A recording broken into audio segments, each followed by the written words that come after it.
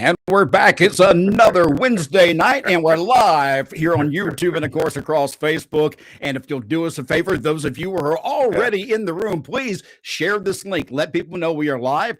We have a very special guest that I noticed is in the room, just waiting to pop in here. We'll get to him in just a moment. But first of all, thank you very much for joining us here on Wrestling's Road Trip After Hours. I'm your host, Mac Davis, and of course, that's WWE Hall of Famer Teddy Long, and I see you've done some decorating in the background there. You may have moved that bear half an inch across the table. Well, I try to fix it up a little bit so it doesn't look like I'm in a warehouse or something. So. I'm telling you, I'm gonna come over there one day. We're gonna fix that room up so it doesn't look that way. We'll get it nice looking for you. That's the only time I ever come in here is when I come to do the show. Oh yeah, so you don't care about us who are sitting here. You're gonna give us a good background like that. I see how it is. No wonder Rufus stays in the other room. Yeah, Teddy, you see, he ain't in here. We've got a very special guest today, and I'd like you to introduce him if you don't mind. Well, yeah, man, I'm really excited about this gentleman that we're going to have today, and thanks to you was able to get a hold of him. Talking about Maven, a guy that I had the opportunity to work with in the WWE. I mean, what a hell of a nice guy, and I'm just so happy to see that he didn't let nothing stop him. He reminds me a lot of Zack Ryder. He was one of those that they tried to hold back, and he went on and made it. And Maven is one of those too. He went on, didn't let nothing stop him, and now he's a big star, got his own podcast. So we're gonna keep talking about him, player. If you got him there, let's bring him on in. All right, he should be popping in right here. Boom, boom, boom. So there we go. Maven, how are you, my friend? I am good. Can you guys hear me okay? Yeah. We see how professional Maven is looking. He's got his headsets on. He's sitting at a desk. You know what I mean? See, I'm like in the bathroom somewhere here. Yeah. Player, you don't let Mac give you a hard time. No, I do not. I think your setup looks super classy and second to none. Thank you, sir. Hey, and if that's the only time you go into that damn room, that's how it would look in my house too. Maven, it's great to have you on the show. We were talking about, I don't even know what the discussion was just about 2 weeks ago. And it was like, your name came up. It's like, we need to get him on the show. So I reached out to a mutual friend of all three of us, and it was Devon. And Devon said, yeah, man, I'll get you connected up. Yeah. Let me tell you something. Watching your YouTube channel explode the way that it has, did that shock you at all? I mean, I don't even think you could imagine something like that happening, because it seemed like it was overnight. Well, shock's not the word. Obviously, whenever you start or embark on anything in life, you want to at least have faith in yourself. But the wrestling business, and Teddy will probably back me up on this, the wrestling business has a way of beating you down and telling you that your value is limited.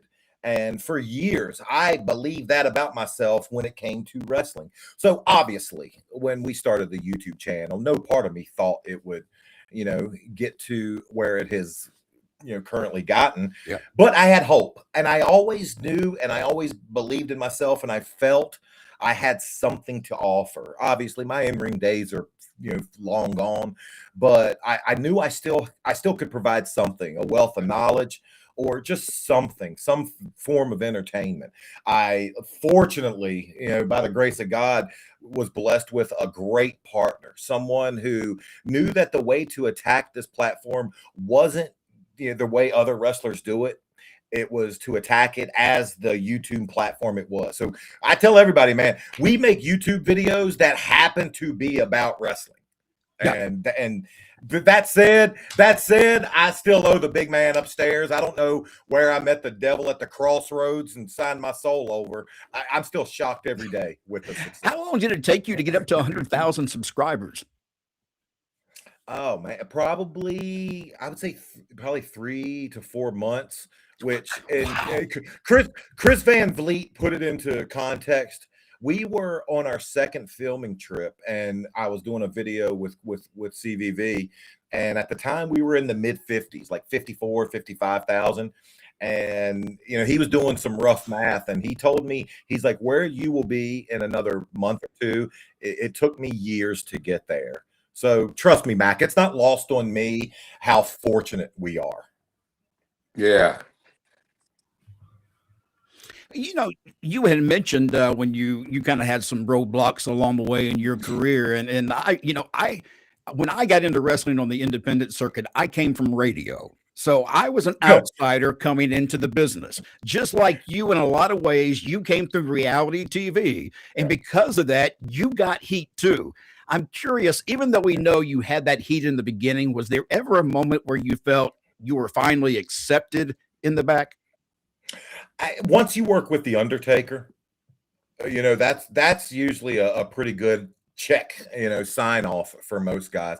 I had a lot of people, Playa was one of them, Big Vis. I had a lot of people that they didn't give a shit where I came from. It's how do you treat me, and how are you to work with in that ring? That's all they cared about. But that's, again, not the business.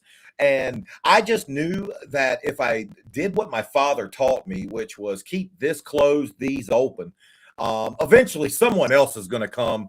And heat's not necessarily always a one-way street in the wrestling business, but once it passes your exit, someone else is on the off-ramp, ready to take it. And I knew if I just did my job, that eventually the heat would be off me and on someone else. What I didn't know, however, Mac, was I would never be able to get the shadow of being the tough enough guy. I would never be able to shed that. And in subsequent years, other guys, the Miz's of the world, they would be able to get rid of that moniker. I never did, which, okay, fine. And what you got to understand too is, I was back there with you. Some instances there are some people that the heat never goes away.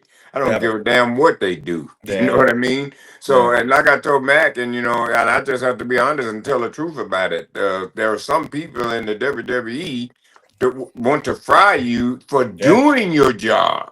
I don't understand it. How do you get fired for doing your job? So the business is based on whether they like you or not, whether you can do your job or not. So Maven did set the right thing. He kept his mouth closed and his ears open. I did that for many, many years. That's why I made it in this business. And that's why Vince McMahon kept me in my spot for 9 years. But there were some people that couldn't stand it. They just hated that, and so, and they weren't going to stop until they did something about it. Yeah, and it's unfortunately not only the wrestling business, but that's just how life is. Yeah, well, look at the world now. you know, like a lot of things are happening right now, but you know what it's really doing for me is really educating me. I'm not angry anymore like I used to be because I understand now. I mean, my eyes are open now, and I understand what this is all about now. There's just a limit to what I'm going to, what I'll always be able to do, and whatever I'm going to do is always going to be a limit on it. So you got to realize that. So just let God put your life in God's hand and let Him take care of it, and that's what I've done. Absolutely. And I think for me, losing faith in myself was probably just my lowest point. Once I got that back, I don't give a damn what anybody thinks of me. I get the people ask me all the time, well, when you started your channel, were you worried about pissing people off? I don't care. They don't pay my bills. Right. They're not having dinner with me when I get off here. I don't give a shit what they think. And you know, the thing is too, Maven, is that when you do that, when you do respond back, you're just being honest. There's nothing wrong when you're speaking your truth. And I do see where a lot of times you take heat for a lot of things you may say, but you could say the sky is blue. They're going to say it's black, and you can't fight those people. Certain people are just always going to be that way. There's some people, Mac, that you can tell them all day long chocolate milk does not come from brown cows, and they're still gonna fight you over it. They're still gonna fight you over it. Let me ask you, on the different things that you've done on your YouTube channel, is there an episode that you wish maybe you hadn't done or that never got aired? Nothing that I look back on with regret and say, maybe we shouldn't have went there. Nothing, absolutely nothing. But we did an episode with Enzo, and I mean, Enzo is just, I mean, he's just a polarizing figure. Yeah. And after after the episode, I got a text from Enzo asking me, hey brother, can you not show a proportion of it? And at that point, I'm like, I can't show half of a completed work. So we had to sit on that episode. We've never been able to air it, and that sucks, man. When you devote time, money, effort, and then you think you have a good product, and then you have to sit on it. That still eats at me. But again, I get disappointed every day. If that's the worst, that's right. if that's the worst disappointment I have, I'm gonna have a hell of a life, you know. So yeah. Is it, you know, for you over this time, and because I think there's a little bit of kind of like, I've done my job when your YouTube channel became so popular. Because for me, you become almost an expert in the business that you weren't really welcome into while you were there. And it shows that you have the balls really to come back and say, I do have something to offer. I do know this business, inside and out. So I am going to share my opinion. And I can imagine there are a lot of people who tried to stop you along the way. But that, Maven, is why that show works. Every time I hear trust, you're telling me your truth. And if that's the case, it makes the show that much more interesting to me. And that's why the numbers that he's got, that's why they got the numbers that tell the truth. And some people want to know the truth, and some people can't handle the truth. But the majority of the people that want to know the truth, they sit down and they listen. So Maven has done a tremendous job. I mean, it looked like he's invented himself all over again. He started a whole brand new career. But you just never know what God has in store for you. So that's why I always say, give it to Him. Let Him take care of it for you, and quit worrying about the devil, because we ain't nothing we can do about him. And the beautiful part about that is, and I tell other people, the Devons of the world, the Ken Andersons, the Stevie Richards, anybody that's doing what I'm doing, I encourage everyone to do it. Why? Because the stories I have are mine. I can't tell other people's stories. That's where the Stevies come in. That's where Rene Dupree comes in, and there's enough room for all of us. How great was it when Undertaker came out and we saw a different version of Taker? We saw Mark Calloway, and I was enthralled. And I think there's just enough room. I'm open with whatever knowledge I have now about YouTube. We help as many people as we can, and I invite everyone. You know, once your days are over, like mine in the ring, man, there's other opportunities for you. Yes, absolutely. I want to say this to you, Maven. Don't ever say your days are over because you never know. You know what I Yeah, mean? And once yeah, you're in this business and you've been in it for a while, it kind of sticks with you for your entire life. So, you know, like I said, there may be a big blessing out there for you, and it may be somewhere you just maybe come back, make a comeback. You know what I mean? So you don't ever say that. I don't think your career is not yet. there are enough zeros, Teddy. Yes. What there There you are go. enough zeros. It's just that simple. Absolutely. Maven, I was going things to bring up that I wanted to show, and I was going to show some pictures from your history, and you kind of made it easy because when I went to your Facebook page, on your title page or the banner area, you had already selected a certain amount of photos that you made as a part of your cover, which tells me they must mean something to you. So I want to kind of go over some of these pictures. First of all, going left to right, what's in that first picture there? Well, if we're going left to right, top to bottom, Yes, I'm sorry. that picture is Stacy Keebler and I.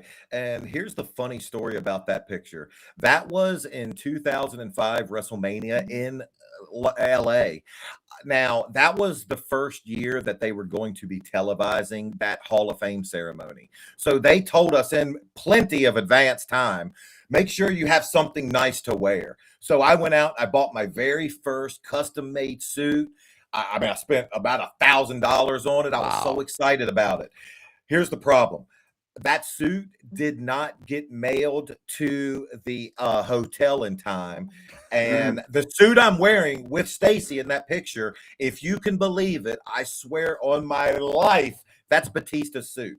When the day came and my suit was not at the hotel, I went to the only man I knew had a closet full of suits in LA, Dave Batista. And it fit with no problem, huh? Oh, well, it was big. Yeah, I'm not gonna lie, it was big. But it got the job done. And I went to Dave and I asked the favor, and he was like, "Oh yeah, no problem." He's like, "Just don't wear this one." He's like, "That's the one I'm wearing."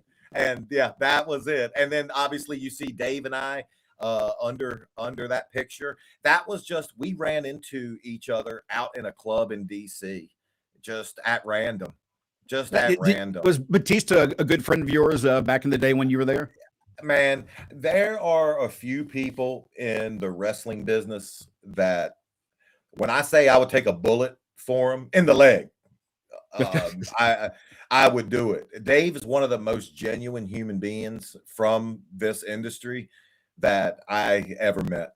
When I say nice, I that doesn't even cover it. When I was at my lowest, he helped me financially. And I want to say this too about Dave too. He's just like Maven is saying, what a hell of a nice guy. I had the opportunity of being good friends with him too. In fact, I met him before he even became a big star. They sent me to Louisville one time to go down to work for OVW or something, and Cornette and them were running a show in Louisville. But anyway, Batista was a guy that came and picked me up at the airport. Okay, now he's riding me, and a year after that, the guy, several years after that, he's in Hollywood. Yeah, yeah. And even that second one on the top from the left, the second one there, that's you, I imagine, as a young kid. Yeah, that's me for one of my birthdays, and what I remember from that was my panda cake. But yeah, that's curly haired me. The picture to the right of that with the red background, that's from probably a year after the WWE released me. I started working with BET, and I actually had my own top 10 video show, and that's from that. Yeah, that's from that picture. You were on the Home Shopping Network too at one time. Is that correct? I did 2 years on BET, and then after that parlayed into, I still don't know how I got on HSN, but I did. Hey, it pays the bills, right, brother? It did, and it paid them well. The picture beside that's my buddy Kirk's wedding, and then there's me and Keebs and Randy Orton, and I wish I could say that me and Orton being out at a bar and our shirts being unbuttoned was an uncommon occurrence, but it wasn't. That was probably every damn time. That was every. Another nice guy. Yeah. People give Randy a hard time for how he was back in the day. Well, he just spoke the truth. That's why they didn't like him, because he spoke the truth. Yeah, Teddy, you remember we rode the roads at that time, and honestly, I probably got released because of it. Like, they weren't gonna let Randy go. I was someone that they could snip and let go pretty easily. How many times did you have to pull Randy back? I rode on his bus. I was happy. I had the chance to ride on the bus with him and stuff. So man.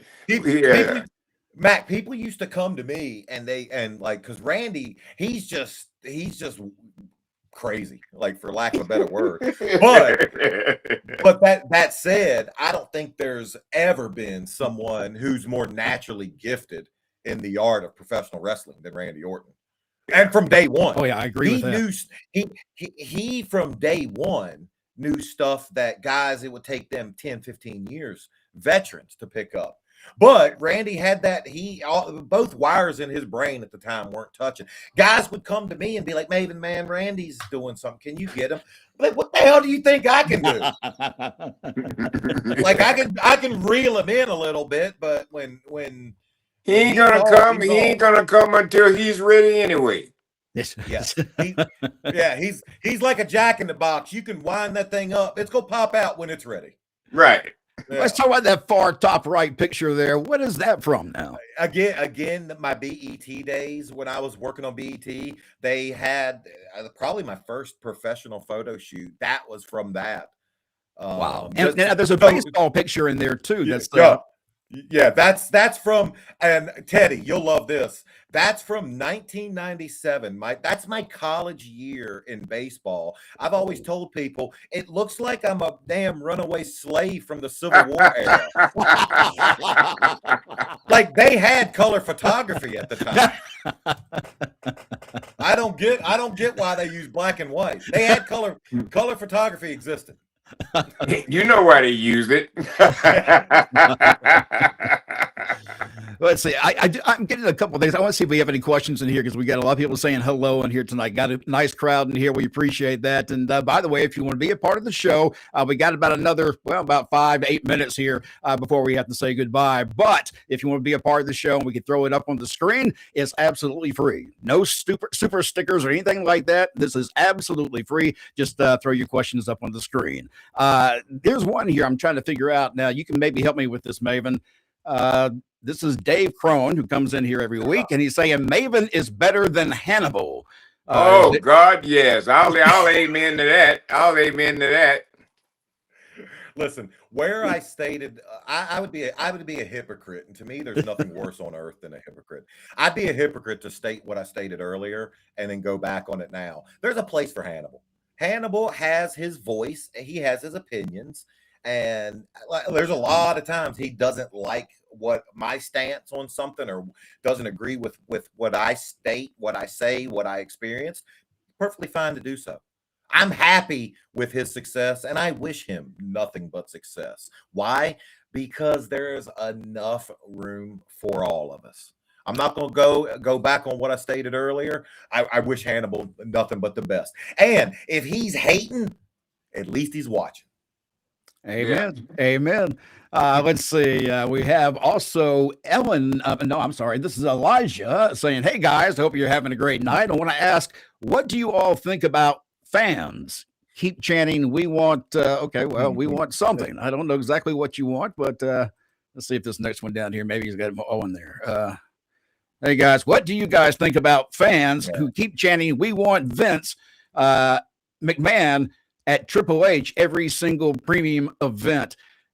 I mean, you're pretty open, Maven. Your thoughts on how the fans are reacting to Triple H right now with all the current pay-per-views and what a lot of fans see as a bad choice. It's always revisionist history. We always look back on high school and think, those were the days, where we completely forget about how we truly felt in that moment when I don't know if the girl likes me, or I don't know if I'm gonna get picked for this team. But everybody wants what they once had. Yep. And it's easy to point fingers. It's easy to always say they're doing something wrong. When okay, I might disagree with some of the moves Hunter would make. I don't sit in that chair. I don't know how stressful it must be. Obviously, I've made no bones about it, and I've made it very clear. I got from firsthand knowledge of someone in that room that Hunter actively, held me back, and whenever people would bring my name up, he's not ready. Let's hold off. Let's do the. And you know what? I'm beyond that. I still can look at Hunter when he does good and say, well done. Look at him and say, I might not have made that move, but at the end of the day, I'm not sitting in that chair. One thing I will say, and if they want a nickel's worth of free advice from me is actually overpriced, but I'll give it to them nonetheless. Charge fans less to come to your events. Vince knew this. Vince knew the way you build long-term fans year after year is making it a family affair, having fathers taking their sons to events. And the way they price tickets now, they price families out. And there's my advice to them. And I agree with that, because I think that you have to know your demographic, and I feel they forgot who their demographic is. They're now going after the money and not so much the fans. They're going after corporations to fill those suites and to sell those big, gigantic bulk ticket packages. And that's just not where most people are. Most people look at disposable income as a few $100s, not a few thousand. Correct. So, if not in the tens, if you have a family, that's the scary part. It's like you said, in the old days, a dad or a grandfather could take his grandkids or kids with them, and they could afford to do so, eat and everything, and leave, and not spend a ton of money. Nowadays, that's how I went. Matt, that's how I went to my first show. My father took me to my first show, and I became a fan. Yeah, absolutely same. Yeah, you've got to make it affordable to the demographic, not to the. It ain't just about wrestling either. All these sports, basketball, baseball, everything, they need to make it affordable, because people are in a lot of stress right now, man. I tell you, when the last time y'all went to Walmart and spent any money? Every time you walk in the door, you can't walk out with spending something. That's the problem. You walk out of there with 10 items and you spent $200. Yeah. Especially if you got the munchies. Dave Crone saying he's jealous that Maven got to smoke with RVD. Hey, I realized how much of a rookie I was. No lie. 30 minutes after I left Rob's, and my partner and I, we were going back and we were going to film more. And we went back to our Airbnb, and I'm not kidding, I was in the fetal position for 5 hours. Yeah, Rob's a pro. Rob's he's not a rookie, he's a vet. No, anybody can smoke with Rob. I smoked with Rob way back in the day, brother. So I'm telling you, you're right. Rob is the man. Yeah, he's like smoking with Godfather. And he that's about it. And he was walking around like it was nothing. Like it was just Tuesday, Yeah. Pretty classy lady. Maven is hot. Pretty classy lady. I don't want to say that she's the smartest woman on earth. I'm not saying she's not, but I do know she has the best set of eyes on earth. That much I will say. All right. Chad Drigger is saying, sending love to all three of you. Thank you, Mac and Teddy. Hey, we appreciate you watching the show this evening. Thank you. Let's see. We got time maybe to squeeze in just a couple more here if I got them. I keep getting these now. I'm getting requests for you to make an appearance at FanFest 4, which is an event Teddy and I will be doing. That's in May for SICW in St. Louis. Hey, guys, I'm sure if you reach out, if Maven has availability, you can do something like that. I'm sure he'll respond. So, Maven, if they want to do that, how do they contact you, by the way? Everything. We have on our YouTube channel, we have a Gmail account. My partner gets all those requests. He filters them. And then anything that we do, and we're just a 2-man operation, but anything we do, we try to make get the most bang for our buck. So if I was to go to St. Louis, what I would do is in advance, look for some of the boys that live in that area and hit them up and, hey, you want to make some couple bucks? Let's do a video together. And then try to just make the event around us filming as well. That's how we did with Perry. That's how we've done 2 Orlando trips that way. So just try to get as much done as possible. How often are you out doing content for your show? We just got done. I flew home a week ago, and I flew to Sioux Falls, South Dakota, and we were filming for a solid week. Wow. And yeah, and I'll this video is gonna be out at the end of the month. So we've had our biggest success and best numbers with our secrets videos. Yeah. And the last secrets video, Teddy, I'm an idiot. I took a bump on thumbtacks because I knew if I told the secrets of thumbtacks, all I would hear about in the comments is, well, Maven, you never took a bump on them. So to get rid of all that, I just went ahead and did it. So the secret in this upcoming video, I'll break it on here first. It's the secret to the staple gun. And I will tell you guys, I took, and not just a staple gun, one of those carpet staplers. I took an industrial staple gun to the head. And Mac, you'll love this. I stapled a subscribe picture to my head. Wow. You sure you ain't still smoking? No. You want to know what it is, Teddy? I'm addicted to those YouTube numbers now. Well, I hear you. I like seeing those views go up. Well, YouTube numbers make money. Cha-ching, playa. Right. Before we get out of here, I do want to mention Bill Apter stopping in saying not one hair on 3 heads. Leave it Well, to how Bill. would he know? Leave it to Bill. Exactly. Yeah. Leave it to Bill. Also, this is one thing I do want to bring up before we get out of here. I see and Buddy have been watching, their longtime viewer of the show, Maven, and Buddy's birthday is tomorrow, and I want to make sure that we say happy birthday, Buddy. I hope you have a great birthday. All right, let's see if Happy birthday, buddy. Happy birthday. Everything.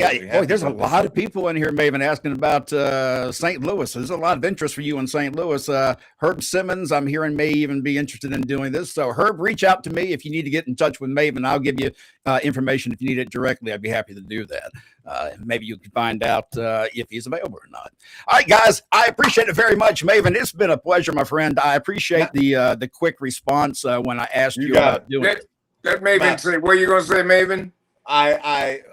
You got the quick response because of the amount of respect I have to that man sitting beside you. Teddy Long was one of the gifts giving to me in my wrestling career, a man that I knew was always going to shoot me straight, lead me in the right direction. And from the moment I got into a WWE locker room, he was a friend. That's why you got the quick response. There's few people I have as much respect for than Teddy Long. And Teddy, I will tell you this.